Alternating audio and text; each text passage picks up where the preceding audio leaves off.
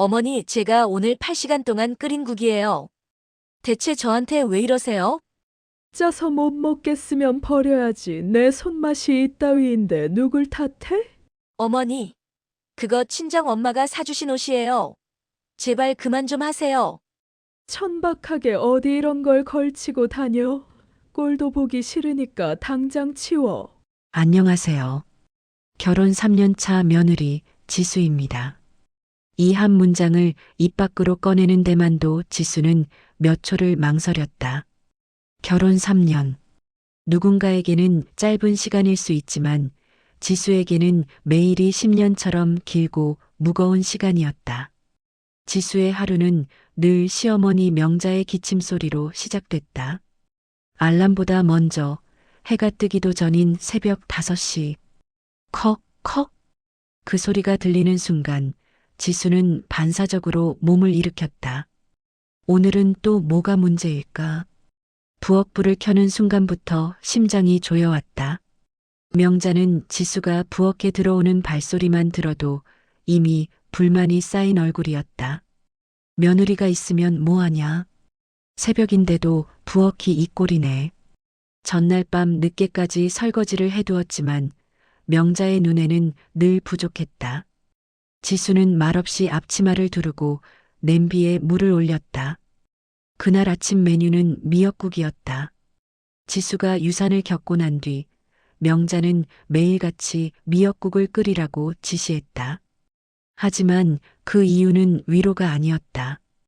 애 하나 지켜내지도 못했으니 몸이라도 다시 만들어야지. 지수는 손이 떨리는 걸 애써 숨기며 국을 끓였다.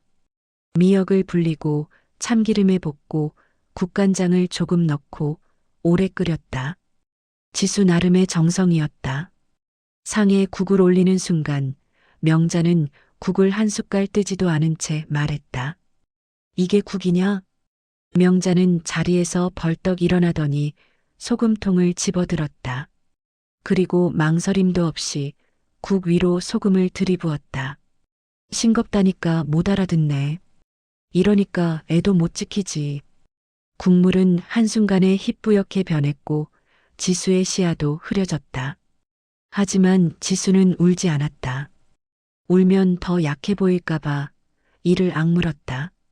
명자는 국을 한 숟갈 뜨더니 바로 뱉어냈다. 퇴! 이걸 먹으라고 차렸냐? 지수는 말없이 그릇을 들고 싱크대로 향했다. 그때 명자의 마지막 말이 등을 찔렀다. 내가 며느리 노릇을 이따위로 하니까 집안에 복이 안 들어오는 거야. 지수는 그 말을 하루 종일 가슴에 안고 살았다. 며칠 뒤 지수는 어렵게 용기를 냈다. 결혼 후 단 한 번도 자기 옷을 제대로 사지 못했기 때문이다. 세일 중인 옷 한 벌. 그마저도 몇 번을 고민한 끝에 샀다. 이 정도는 괜찮겠지. 옷을 입고 거실로 나오자 명자의 시선이 지수를 훑었다. 위에서 아래로 천천히. 어디서 이런 걸 사왔냐? 그냥 필요해서요. 명자는 코웃음을 쳤다. 필요? 며느리가 뭘 필요로 해? 그날 밤 지수는 방에 들어가 옷장을 열었다가 그대로 얼어붙었다. 새 옷은 바닥에 떨어져 있었고 가위로 군데군데 잘려 있었다. 소매, 허리, 치맛자락까지 누군가 분노를 쏟아낸 흔적처럼 엉망이었다. 지수는 그대로 바닥에 주저앉았다. 소리내 울지도 못했다. 혹시 들킬까봐 손으로 입을 틀어막았다. 왜 이렇게까지? 하지만 다음날 아침 명자는 아무 일도 없다는 듯 말했다. 그 옷 촌스럽더라. 내가 대신 처리해줬다. 지수는 그 순간 깨달았다. 이 집에서는 이유를 묻는 것조차 허락되지 않는다는 걸. 가장 끔찍했던 건 유산 이후였다. 병원 침대 위에서 의사는 조심스럽게 말했다. 몸도 마음도 많이 상하셨어요. 충분히 쉬셔야 합니다. 하지만 집으로 돌아온 지수에게 명자는 이렇게 말했다. 요즘 여자들 왜 이렇게 약하냐? 우리 때는 애 하나쯤 흘려도 울지도 않았어. 지수는 아무 말도 하지 못했다. 그날 밤 명자는 마지막으로 이렇게 덧붙였다. 그러니까 애를 못 붙잡지. 여자 구실을 못하니까. 그 말은 지수의 심장을 정면으로 내려쳤다. 아이를 잃은 슬픔보다 사람으로서 부정당한 기분이 더 아팠다. 남편은 늘 그 자리에 없었다. 있어도 없는 사람 같았다. 엄마도 나름 힘들어서 그래. 조금만 참아. 그 말이 반복될수록 지수는 점점 집안에서 사라지는 기분이 들었다. 밥을 차려도 청소를 해도 지수는 이 집의 가족이 아니었다. 그저 참아야 하는 사람, 버텨야 하는 사람, 울 자격도 없는 며느리일 뿐이었다. 이 시점에서 시청자들은 분노한다. 댓글창은 이렇게 채워지기 시작한다. 이건 시어머니가 아니라 폭력이다. 주인공 지금 당장 도망쳐야 한다. 보는 내가 숨막힌다. 하지만 지수는 아직 모른다. 이 지옥 같은 시작이 더 큰 진실로 향하는 문이라는 것을. 그날 이후 지수는 밤이 두려워졌다. 정확히 말하면 밤 10시가 넘어가는 순간부터였다. 집안은 늘 고요했지만 그 고요 속에서 지수는 이상한 기척을 느끼기 시작했다. 처음에는 우연이라 생각했다. 아주 사소한 변화였다. 명자는 늘 저녁 9시면 안방으로 들어가 문을 닫는 사람이었다. 텔레비전을 보다가도 시끄럽다 한마디를 던지고는 불을 끄고 누웠다. 그게 3년 동안 변하지 않던 일상이었다. 그런데 어느 날부터였다. 밤 10시가 조금 넘은 시각 안방 문 여는 소리가 들렸다. 아주 조심스럽게 마치 누군가에게 들키지 않으려는 것처럼. 지수는 물을 마시러 나오다 그대로 발걸음을 멈췄다. 명자는 검은 외투를 입고 있었다. 낡았지만 유독 깔끔하게 다려진 옷. 그리고 손에는 작은 가방 하나. 이 시간에 어디를? 명자는 지수와 눈이 마주치자 잠시 멈칫했다. 그리고 아무렇지도 않다는 듯 말했다. 바람 좀 쐬고 올게. 그 말이 이상했다. 명자는 평소 밤 공기 더럽다, 밖은 위험하다를 입에 달고 살던 사람이었다. 지수는 아무 말도 하지 못한 채 명자가 현관문을 나서는 뒷모습을 바라봤다. 철컥. 문 닫히는 소리가 유난히 크게 들렸다. 그날 밤 지수는 잠을 이루지 못했다. 다음 날도 그 다음 날도 명자는 같은 시간에 집을 나갔다. 처음엔 이틀, 그 다음엔 사흘, 그리고 어느새 일주일. 단 하루도 빠지지 않았다. 어머니, 요즘 밤에 자주 나가시네요. 지수가 조심스럽게 말을 꺼냈을 때 명자는 얼굴을 굳혔다. 며느리가 시어머니 외출까지 간섭하냐? 그 한마디에 지수는 입을 다물었다. 하지만 의심은 그날 이후 더 깊어졌다. 이상한 건 그것뿐만이 아니었다. 매달 꼬박꼬박 받던 생활비가 점점 빠듯해졌다. 장 보러 갈 때마다 계산대 앞에서 지수는 멈칫했다. 분명 남편 월급은 그대로였는데 통장 잔고는 눈에 띄게 줄어들고 있었다. 이번 달은 왜 이렇게 돈이 없지? 남편에게 물어도 돌아오는 대답은 늘 같았다. 엄마가 관리하시잖아. 나도 잘 몰라. 그 순간 머릿속에서 하나의 생각이 스쳤다. 설마 도박? 지수는 그 생각을 애써 밀어냈다. 하지만 밤마다 반복되는 외출, 줄어드는 생활비, 그리고 명자의 날카로워진 신경질. 의심은 점점 형태를 갖추기 시작했다. 결정적인 날은 비 오는 밤이었다. 그날도 어김없이 명자는 10시 30분쯤 외출 준비를 했다. 지수는 그 모습을 가만히 바라보다 처음으로 마음속에서 어떤 결심이 올라오는 걸 느꼈다. 오늘은 확인해야겠다. 명자가 집을 나서자 지수는 잠시 기다렸다. 5분, 10분. 그리고 우산을 챙겨 조용히 현관문을 열었다. 밖은 축축했고 가로등 불빛이 물에 번져 있었다. 명자는 빠르지도 느리지도 않은 걸음으로 골목을 걸었다. 지수는 멀찍이 떨어져 뒤를 따랐다. 심장이 귀까지 뛰어올라 자기 발소리가 들릴까봐 숨조차 조심스러웠다. 명자가 멈춰선 곳은 동네 편의점 뒤편이었다. 사람들의 시선이 닿지 않는 늘 쓰레기 봉투가 쌓여 있는 좁은 골목. 그곳에 이미 한 남자가 서 있었다. 모자를 푹 눌러 쓴 남자. 체격은 평범했지만 어깨가 축 처져 있었다. 지수는 숨을 멈췄다. 명자는 아무 말 없이 가방을 열었다. 그리고 두툼한 봉투 하나를 꺼내 남자에게 건넸다. 남자는 고개를 숙였다. 몇 번이나 그 모습이 너무 익숙하면서도 너무 낯설었다. 돈? 지수의 머릿속에서 모든 가능성이 폭발하듯 터졌다. 도박빚? 불륜? 협박? 손이 덜덜 떨렸다. 이제는 우연이라 부를 수 없었다. 집으로 돌아온 지수는 한동안 현관에 서 있었다. 문을 열 힘조차 나지 않았다. 내가 지금 뭘 본 거지? 그날 밤 명자는 평소보다 더 신경질적이었다. 작은 소리에도 버럭 화를 냈고 지수에게 시키지도 않은 일을 했다며 타박했다. 괜히 멍하니 서 있지 말고 빨래나게 해. 지수는 고개를 끄덕였지만 마음속에서는 이미 결론이 내려지고 있었다. 뭔가 있다. 그리고 그건 분명히 숨기고 있는 거다. 그날 이후 지수의 시선은 달라졌다. 명자의 행동 하나하나가 모두 의미를 가진 것처럼 보였다. 명자가 전화를 받으러 방으로 들어갈 때 지수는 귀를 기울였다. 명자가 외출 준비를 할 때 지수는 가방을 바라봤다.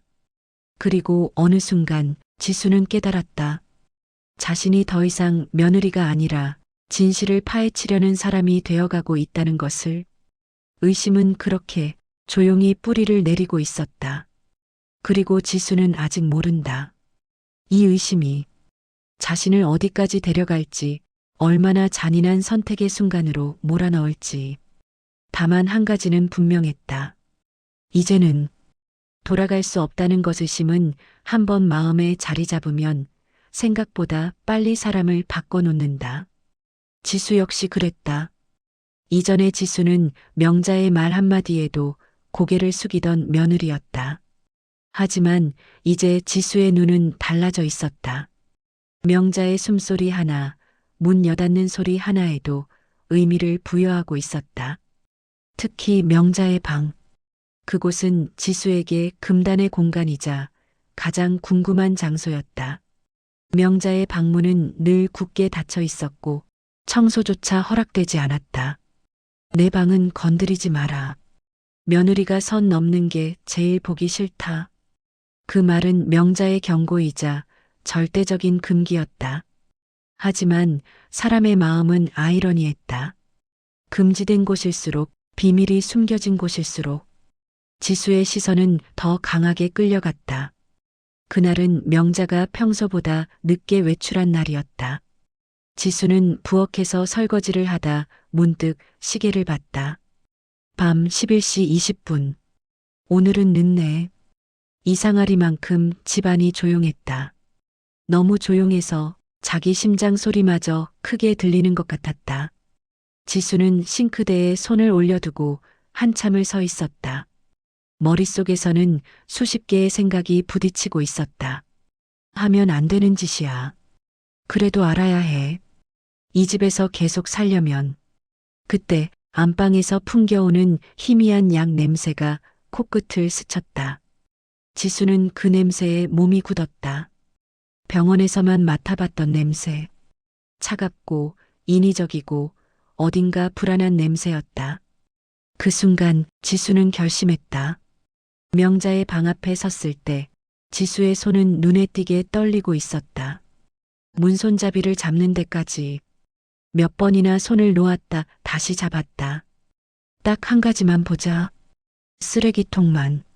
지수는 스스로에게 변명을 하듯 속삭였다. 문은 생각보다 쉽게 열렸다.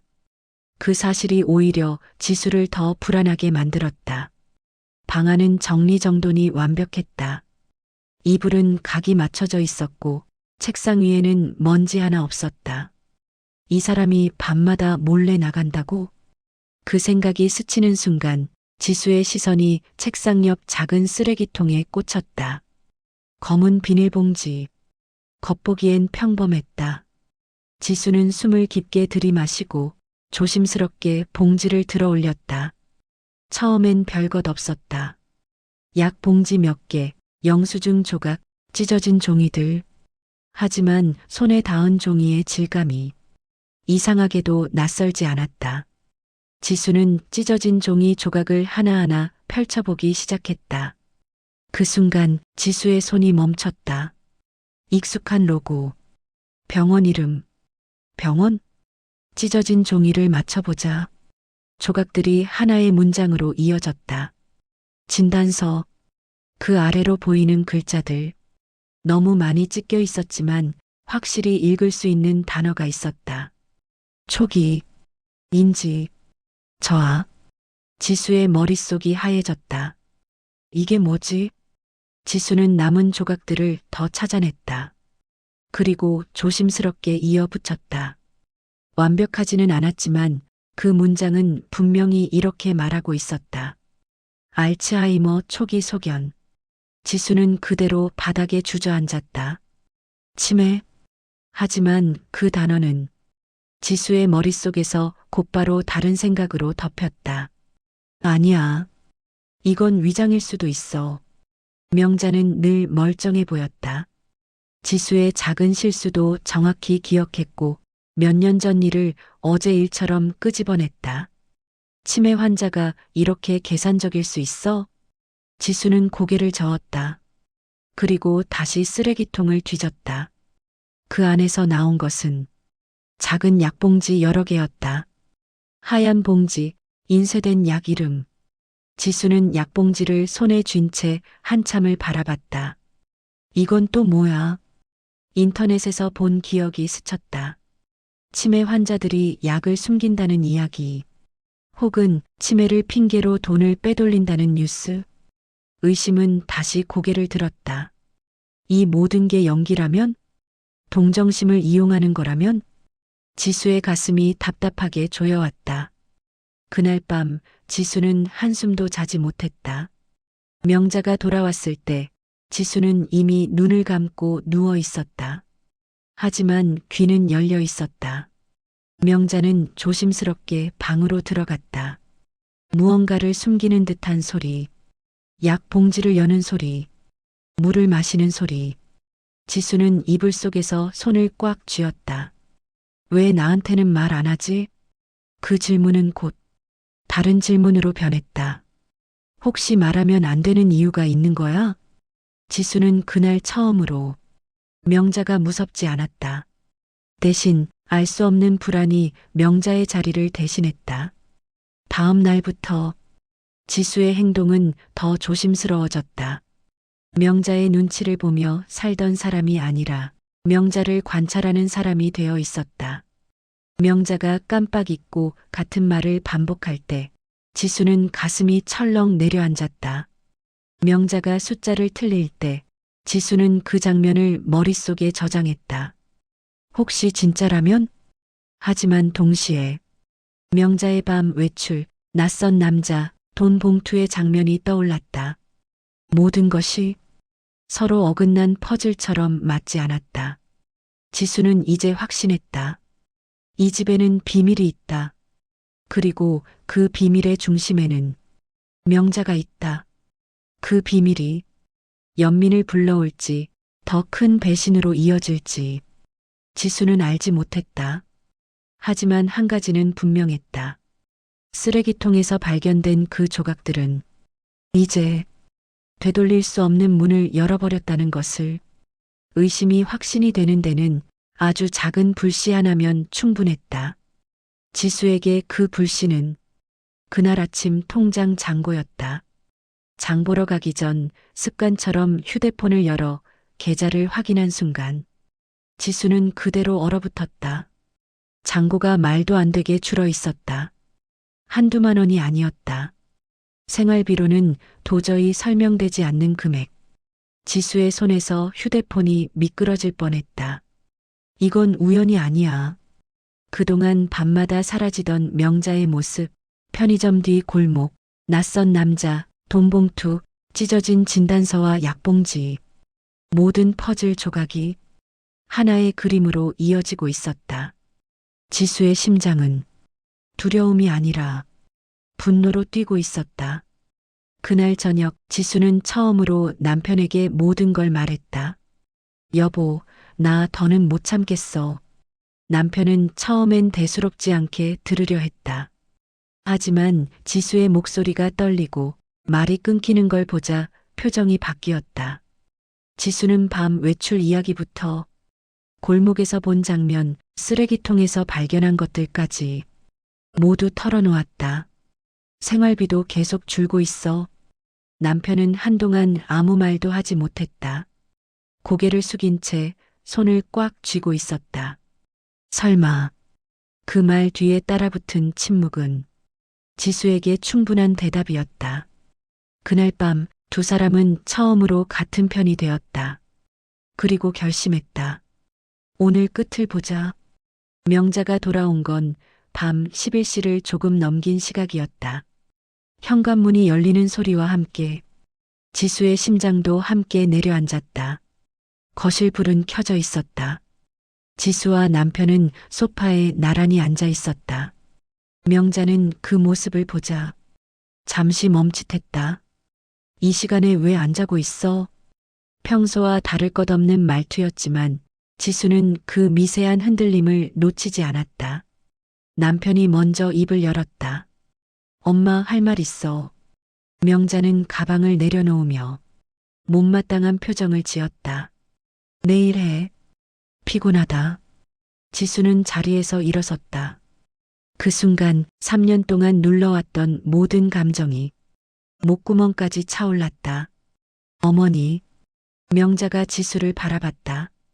차갑고 익숙한 눈빛. 어머니, 대체 밤마다 어디를 가시는 거예요? 공기가 얼어붙었다. 며느리가 왜 그걸 묻지? 편의점 뒤 골목에서 매일 같은 남자 만나는 거 저 다 봤어요. 명자의 얼굴에서 처음으로 색이 빠져나갔다. 남편이 이어서 말했다. 엄마, 생활비 왜 이렇게 줄어든 거야? 명자는 아무 말도 하지 않았다. 고개를 돌린 채 가방만 꼭 쥐고 있었다. 지수의 목소리가 높아졌다. 우리한테 말도 안 하고 돈을 빼돌려서 대체 뭘 하시는 거예요? 그 순간 명자의 손이 떨렸다. 하지만 끝내 입은 열리지 않았다. 지수는 마지막 카드를 꺼냈다. 어머니 방 쓰레기통에서 이것도 봤어요. 지수는 찢어진 종이 조각을 테이블 위에 올려놓았다. 그리고 약봉지. 이거 뭐예요? 명자의 얼굴이 완전히 굳어버렸다. 치매 초기. 지수의 목소리는 떨렸지만 멈추지 않았다. 이게 다 뭐냐고요? 그 순간 명자의 눈이 붉어졌다. 하지만 여전히 아무 말도 하지 않았다. 그 침묵은 지수의 분노에 기름을 부었다. 왜 아무 말도 안 하세요? 우릴 바보로 하세요? 그때였다. 현관문이 거칠게 열렸다. 그만해. 낯익은 목소리. 지수의 친정엄마였다. 모두가 동시에 문 쪽을 바라봤다. 친정엄마의 얼굴은 분노와 피로로 뒤엉켜 있었다. 이제 다 말할 때 됐다. 지수는 멍하니 서 있었다. 엄마. 친정엄마는 명자를 바라봤다. 그리고 천천히 말했다. 그 남자, 내가 생각하는 그런 사람 아니다. 지수의 심장이 철렁 내려앉았다. 그럼 누구예요? 잠시 침묵. 그리고 친정엄마의 입에서 상상조차 못한 이름이 흘러나왔다. 내 오빠야. 시간이 멈춘 것 같았다. 뭐요? 지수의 머릿속에서 모든 소리가 사라졌다. 사업 망하고 사채까지 끌어다 쓰고 이제는 집 앞까지 찾아오는 상황이었어. 친정 엄마의 목소리는 갈라져 있었다. 지수 너한테까지 손 벌릴까봐. 명자 어머님이 먼저 나서신 거야. 지수는 천천히 명자를 바라봤다. 명자는 고개를 숙인 채 눈물을 흘리고 있었다. 집 담보로 대출 받아서 빚 다 정리해 주셨어. 너한테는 절대 말하지 말라고 하시더라. 지수의 다리가 풀렸다. 왜 저한테는? 그제야 명자가 입을 열었다. 내 인생까지 망가질까봐. 그 한마디에 지수는 무너졌다. 지수는 그 순간 깨달았다. 지금까지 자신이 쌓아온 분노와 증오는 완전히 다른 방향을 보고 있었다는 걸. 그리고 이 폭로는 끝이 아니라 더 큰 진실의 시작이라는 것을. 집안에는 더 이상 소리가 없었다. 누군가 말이라도 하면 금방이라도 무너질 것처럼 모두가 숨을 죽인 채 서 있었다. 지수는 소파 옆에 주저앉은 채 명자를 바라봤다. 방금 전까지만 해도 지수의 눈에 명자는 모든 불행의 원인이자 증오의 대상이었다. 하지만 지금의 명자는 어깨를 움츠린 채 한없이 작아 보였다. 명자의 손은 계속 떨리고 있었다. 차가운 겨울 공기 속에서도 그 손등에는 식은 땀이 맺혀 있었다. 지수는 입을 열었다. 목소리는 자신도 놀랄 만큼 갈라져 있었다. 그래도 왜 그렇게까지 하셨어요? 그 질문에는 원망과 혼란, 그리고 이해하고 싶다는 마음이 뒤엉켜 있었다. 명자는 고개를 들지 못했다. 대신 한참을 침묵하다가 천천히 말을 꺼냈다. 처음엔 나도 몰랐다. 명자의 목소리는 기억 속의 독설과 달리 너무도 약했다. 자꾸 물건을 잊어버리고 어제 했던 말을 오늘 또 하게 되고. 명자는 자신의 관자놀이를 눌렀다. 마치 그곳을 누르면 기억이 다시 돌아올 것처럼. 병원에서 검사받고 나오는데 명자는 그날을 떠올리듯 눈을 감았다. 의사가 그러더라. 초기라서 아직은 멀쩡해 보일 거라고. 그 말이 명자를 더 무섭게 만들었다고 했다. 겉으로는 멀쩡한데 안에서는 조금씩 무너지고 있다는 사실. 그날 집에 오면서 제일 먼저 든 생각이 뭔 줄 아니? 명자는 지수를 보지 않은 채 말했다. 내가 너한테 짐이 되겠구나. 지수의 가슴이 철렁 내려앉았다. 명자는 평생 누군가에게 의지하며 살아본 적이 없었다. 젊어서 남편을 먼저 보내고 혼자서 아들을 키웠다. 울 시간도 약해질 시간도 없었다. 그런 명자에게 치매라는 단어는 죽음보다 더 잔인한 선고였다. 내가 기억을 잃으면, 사람을 못 알아보면. 명자의 목소리가 떨렸다. 그때 내가 나를 떠나지 못하고 이 집에 묶일까봐. 지수는 그제야 명자의 행동들이 하나씩 떠오르기 시작했다. 유난히 차갑던 말들, 괜히 트집 잡던 사소한 행동들, 의도적으로 쌓아 올린 벽. 그래서 명자는 숨을 크게 들이마셨다. 차라리 미움받는 시어머니가 되기로 했다. 그 말은 지수의 가슴을 그대로 관통했다. 내가 날 싫어해야 떠날 수 있을 거라 생각했다. 명자는 그 말을 하며 처음으로 지수를 바라봤다. 그 눈빛에는 미움도 냉정함도 없었다. 오직 두려움과 미안함 뿐이었다. 정들면 나중에 더 아플까봐. 지수는 그 순간 자신이 기억하던 모든 장면을 다시 떠올렸다. 미역국에 소금을 쏟아붓던 날, 옷을 가위로 잘라버렸던 밤, 유산 후 던졌던 잔인한 말들. 그 소금, 명자가 조용히 말했다. 맛이 안 느껴지더라. 모두의 시선이 명자에게 쏠렸다. 아무리 간을 봐도 짠지 싱거운지 구분이 안 갔다. 명자는 고개를 떨궜다. 그래서 더 넣었다. 그 말은 실수가 아니라 고백이었다. 지수의 눈에서 눈물이 떨어졌다. 옷을 자른 이유도 그제야 설명됐다. 예쁜 거 입고 다니면 내가 더 미안해질까봐. 명자는 지수의 손을 잡지 못하고 허공에서 멈췄다. 너를 이 집에 묶어두는 것 같아서. 지수는 숨을 크게 내쉬었다. 자신이 겪었던 고통이 사라지는 건 아니었다. 상처는 분명히 남아 있었다. 하지만 그 상처 뒤에 의도가 있었다는 사실은 지수의 마음을 완전히 뒤흔들었다. 그럼 지수는 힘겹게 물었다. 왜 그렇게 혼자서 다 감당하세요? 명자는 잠시 웃었다. 아주 쓴 웃음이었다. 엄마라는 게 원래 그런 거다. 그 말에 지수는 더 이상 버티지 못했다. 지수는 천천히 명자 앞으로 다가갔다. 그리고 처음으로 시어머니의 손을 잡았다. 차갑고 마르고 떨리고 있었다. 어머니, 그 한마디에 명자의 눈물이 참았던 것처럼 쏟아졌다. 미안하다. 정말 미안하다. 명자는 그날 처음으로 사과했다. 지수는 울면서 말했다.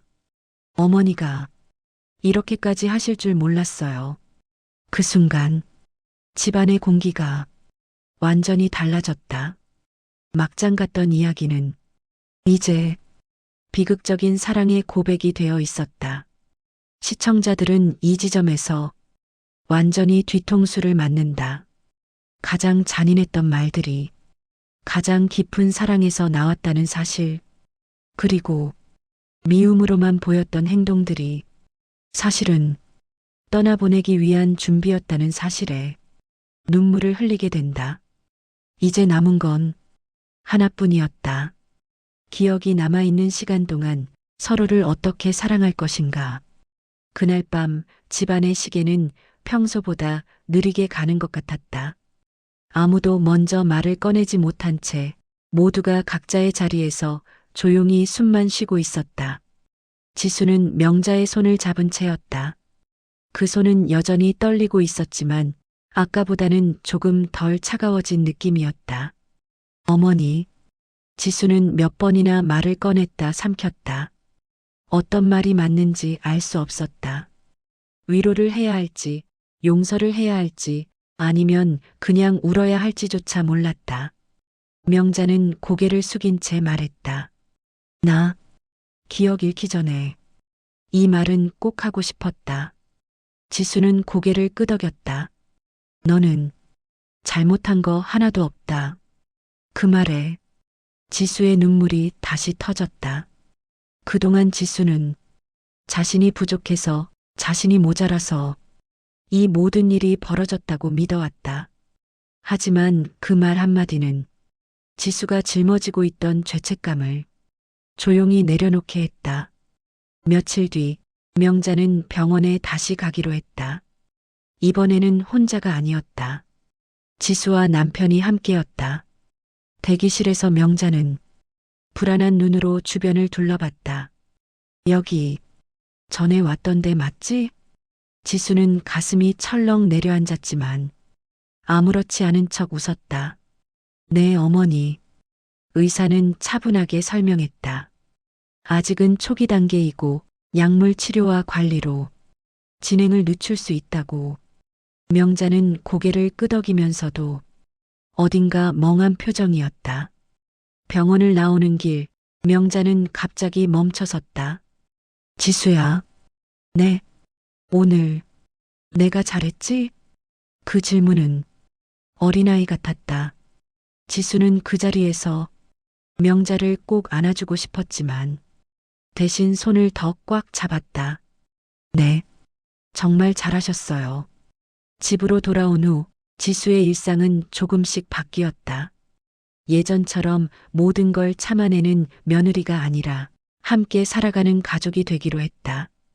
명자가 같은 말을 반복하면 지수는 짜증을 내지 않았다.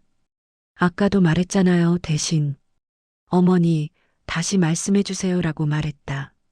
명자가 국 맛을 헷갈려하면 지수는 조용히 간을 봐주었다. 이 정도면 괜찮아요. 그 말에 명자는 안도한 표정을 지었다. 어느 날은 명자가 지수에게 물었다. 너, 나 미웠지? 지수는 잠시 망설이다 솔직하게 말했다. 네. 명자는 고개를 끄덕였다. 그래도 지금은? 지수는 잠시 생각하다 답했다. 지금은 같이 있고 싶어요. 그 말에 명자의 눈가가 붉어졌다. 시간은 기다려주지 않았다. 명자는 종종 열쇠를 어디에 두었는지 잊었고 지수의 이름을 잠시 헷갈릴 때도 있었다. 그럴 때마다 지수는 가슴이 찢어질 듯 아팠다. 하지만 도망치지 않기로 했다. 어머니, 저 지수예요.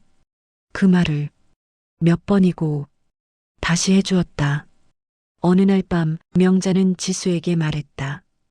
혹시 나중에 내가 너를 못 알아보면 지수는 말을 끊었다. 그래도 괜찮아요. 제가 어머니 알아볼게요. 그 말은 약속이자 결심이었다. 명자의 기억은 조금씩 흐릿해졌지만 이상하게도 지수와 함께한 시간들은 오래 남아 있었다. 함께 장을 본 날, 함께 웃었던 순간, 손을 잡고 걸었던 길. 어느 날 명자는 지수의 손을 잡고 말했다. 내가 너한테 너무 못됐다. 지수는 고개를 저었다. 어머니, 이제는 그렇게 기억하지 말아요. 명자는 잠시 생각하다 작게 웃었다. 그래. 그럼 좋았던 것만 기억할게. 미움은 항상 악의에서 시작되지 않는다. 어떤 미움은 너무 큰 사랑 때문에 잘못된 모습으로 튀어나온다. 그리고 용서는 상대를 위해서가 아니라 남은 시간을 함께 살기 위해 필요한 선택이었다. 지수는 이제 안다. 기억은 사라질 수 있지만 함께한 감정은 어딘가에 남아 사람을 지탱해 준다는 것을. 사랑은 때로 미움의 얼굴로 찾아온다.